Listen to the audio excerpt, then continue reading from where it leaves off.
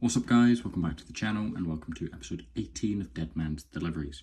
Today I'm just going to hop straight into this one because you're here for the figures at the end of the day, which I have 4 of to review today. You can hear more about the background of the video and videos going forward at the end if you really care. But yeah, I'm going to go in reverse chronological order of these figures being released for relevancy, I guess. So I got these a while back, but I said I wasn't going to mention that. Never mind. Okay. So first up we have Elite 102 Gunther, which has now been re-released in the Top Picks wave, which is just what the Top Picks wave is. But I can see why. Great figure. Obviously we needed an updated Gunther after we changed from Walter, and his whole body changed as well from huge to a little bit on the leaner side. So we desperately needed an updated Gunther. Updated Gunther, the Ring General, if you fancy.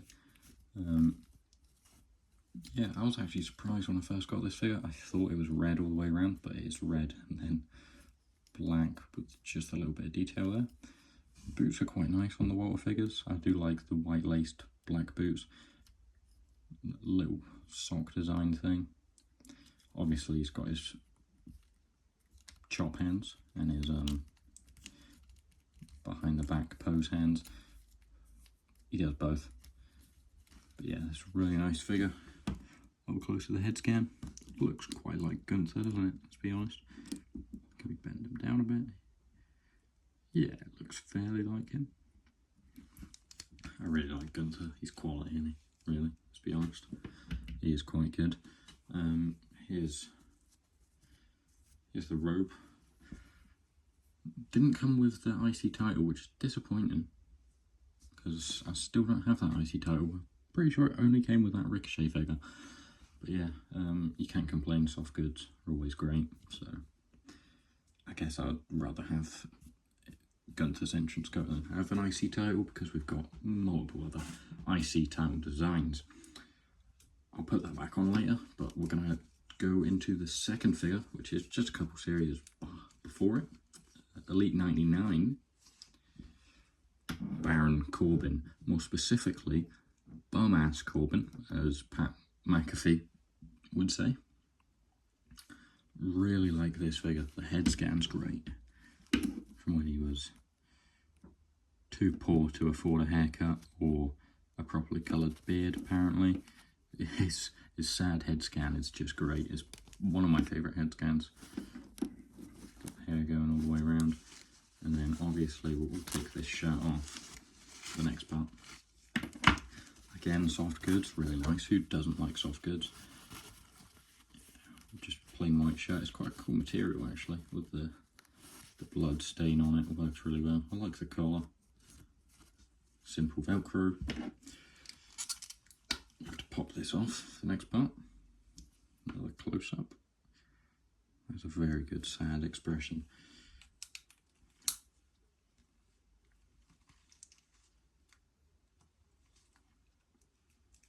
And we transform this into the second figure of this one, which is Happy Corbin. This is fantastic. I really like the duality of this figure.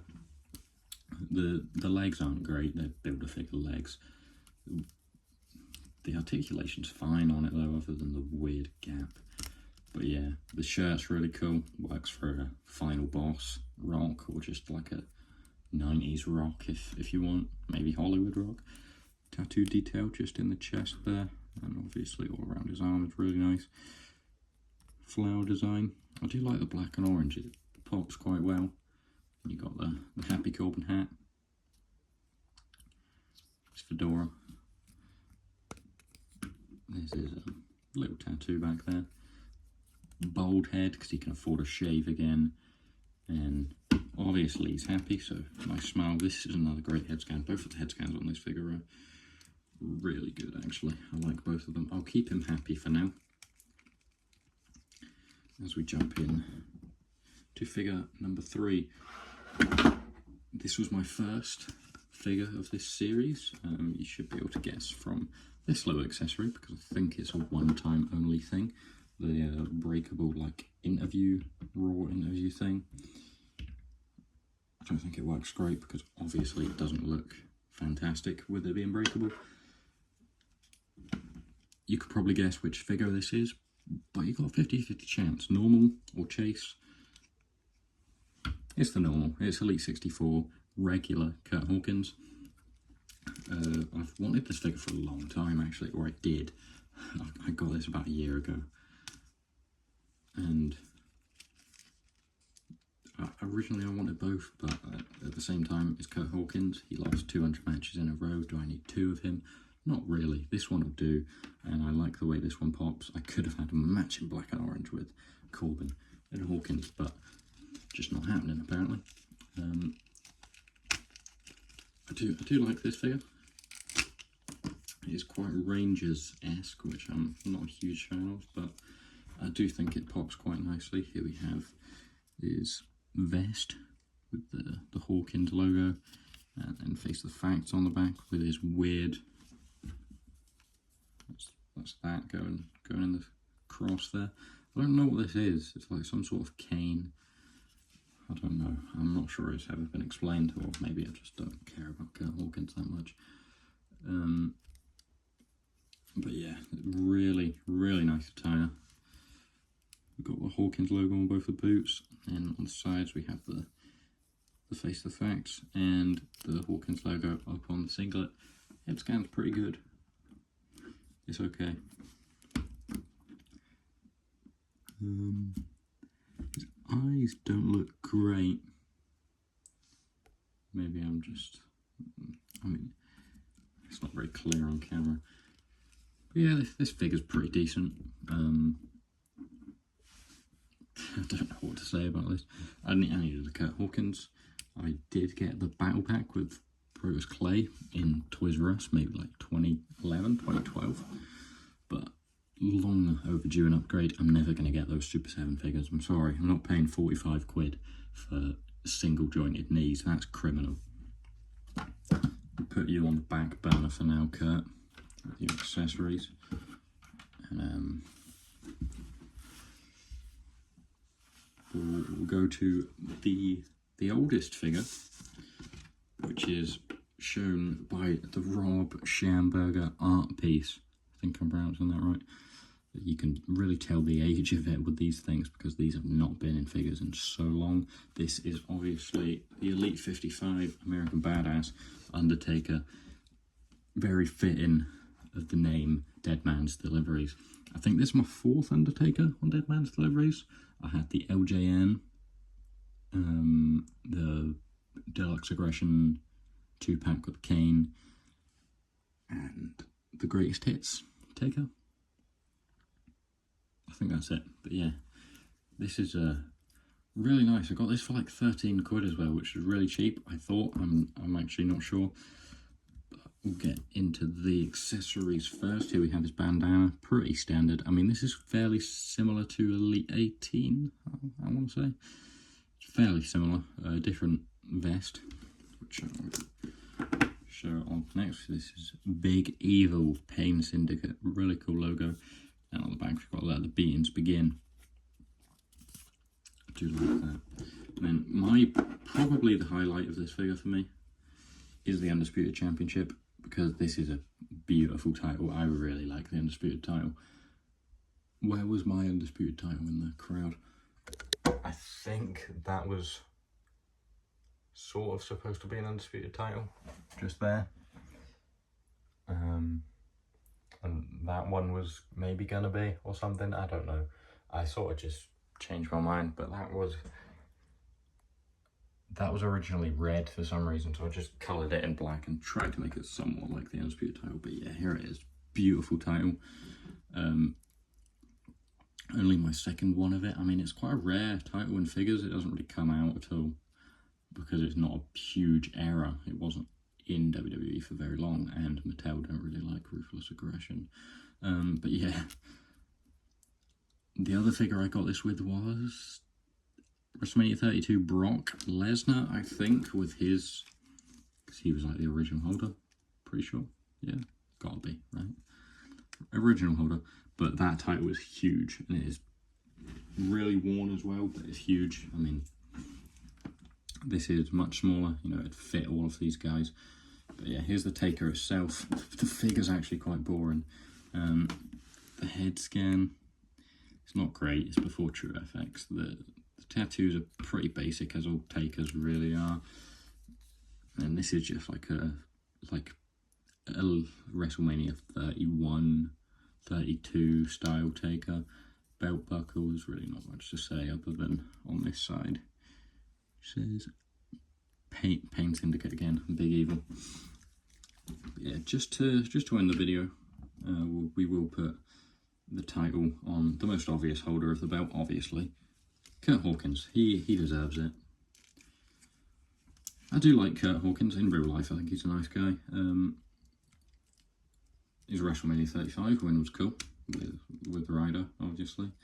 And call me crazy, but that looks quite good. I think this belt just looks really nice on everyone. I have been swapping it about on people over the last few days and just thinking it's a really nice title. I'll probably use it in the pig fed at some point when that comes back. Put it on Taker, the natural holder behind Kurt Hawkins. I actually think it looks better on Kurt Hawkins than Undertaker. I feel like he didn't wear the belt much. Corbin doesn't feel like a belt wearer. He feels like more of a belt holder, to be honest. Let's put his hat on him. Make him look really happy. There he is. But honestly, I feel like he's more of a belt holder, so I'm going to let him hold the belt instead. That feels more natural for me, for Baron Corbin. And at last, I would love to see this belt return. For Gunther especially, obviously it's not Gunner, because Gunther will probably win the World Heavyweight title. But it would be cool to see this belt return. Maybe not, because they would butcher it by putting a big W in the middle instead of the globe or something. Or putting it on the globe like they did with the World Heavyweight title. Is that on a globe?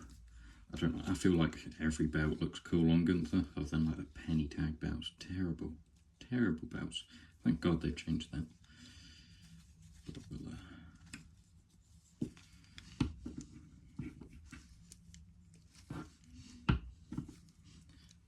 that just looks right, doesn't it? Gunther definitely suits that belt. So yeah, that's the end of the review. So if you're only here for that, click off. Most of you probably already have, so I mean, I'm not even talking to the people who've clicked off, so there's no point in saying this, but yeah, just a lowdown, seriously, just a catch up on where the channel's at. This is obviously episode 18 of Deadman's Deliveries, and episode 19, because I've just started going through the backlog of figures that I got while I was not on YouTube so much, starting with the Raw is War Ultimate Edition ring. If you've not seen that, go and watch it. That review, and now these, which were actually the first figures I got and didn't review. Actually, they're not. They aren't. There's 4 box figures that I've just not opened because that was when I thought I would go back to it. But yeah, we'll do them as well at some point. Maybe that'll be the next episode.